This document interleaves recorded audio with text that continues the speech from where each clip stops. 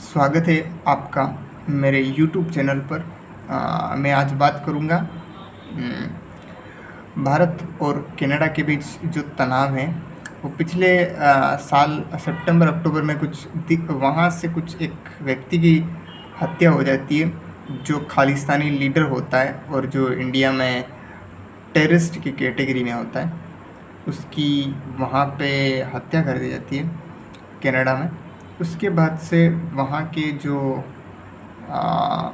Khalistani peoples हैं उनके द्वारा वहाँ पे ऐसी हरकतें बार बार की जा रही हैं जिससे भारत और कनाडा के बीच तनाव बढ़ता जा रहा है। तो अभी क्या हुआ हाल फिलहाल में 26 को या 25 को एक वहाँ पे कनाडा में वोंकावर करके एक सिटी है, वहाँ पर एक जगह है वोंकावर में, वहाँ पर इंडियन कॉन्सुलेट, एम्बेसडर, ये सब और पीपल्स ऑफ इंडियन सिटीज़न और कैनेडियन सिटीज़न भी जाते हैं और उस जगह पर जाके क्योंकि वो जगह होती है 1985 में एयर इंडिया का जो फ्लाइट है उसके द्वारा उसको विस्फोट कर दिया जाता है। तो वहाँ के इंडियन ओरिजिन कैनेडियन लोग होते हैं, तो उनके वहाँ पे समाधियाँ हैं, तो वो ट्रिब्यूट करने गए थे, होमेज। तो फिर वहाँ पे आके जो खालिस्तानी लीडर्स हैं, खालिस्तानी मूवमेंट चलाने वाले लोग हैं, उन्होंने आके प्रोटेस्ट किया और जस्टिन ट्रूडो जो वहाँ के प्राइम मिनिस्टर हैं, उनके भी जो बयान होते हैं वो प्रो खालिस्तानी होते हैं। वो कभी खालिस्तानी टेररिज्म को कंडेम तो करते ही नहीं है, मतलब उनके फेवर में ही भाषण देते हैं। तो उसको लेके भारतीय एक्सटर्नल मिनिस्टर ने उनसे ट्वीट भी किया था जो एक्स पर कि इस तरीके की हरकतें हो रही हैं तो दोनों देशों के बीच मतलब टकराव ज़्यादा होंगे और आप कहीं ना कहीं टेररिज्म को जस्टिफाई करने की कोशिश कर रहे हैं। तो ये कहानी थी फ़िलहाल की।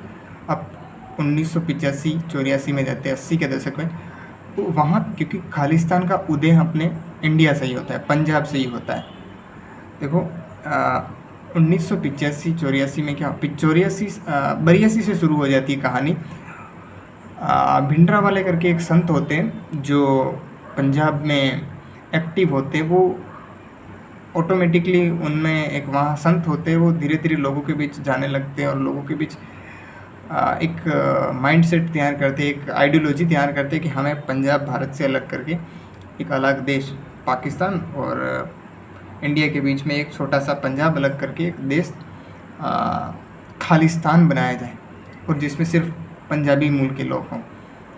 फिर वो इस तरीके से वो मूवमेंट चलाता है और 84 में जाके वो जो अभी गोल्डन टेम्पल है इसमें जाके पनाह ले लेता है और इस तरीके से वो वहाँ से और मिलिटेंट आ जाते हैं, खालिस्तानी आ जाते हैं और इन खालिस्तानियों ने बहुत सारे लोगों को पंजाब में मारा भी है, नेता को भी मारा है जो सीएम रहे वहाँ के।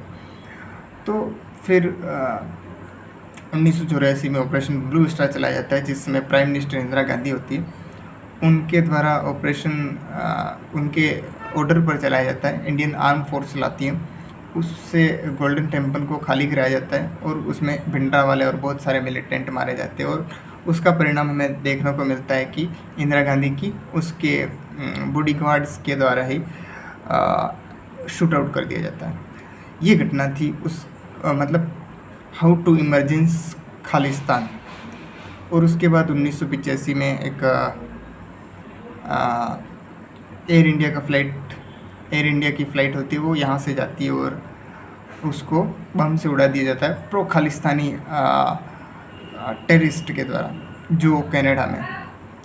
तो जो मैंने जो 1985 में जो बताया, जो फ़्लाइट जाती है और उड़ा दी जाती है, वो ही फ़्लाइट की कुछ एनिवर्सरी थी। तो वहाँ पे जो प्रेजेंट में ये जो अपन करते हैं वो शांति समारोह एक तरह का इवेंट रखा था, वहाँ पे गए थे तो खालिस्तानी वहाँ पे भी आ गए थे, तो वहाँ से टेंशन उत्पन्न हो गई थी।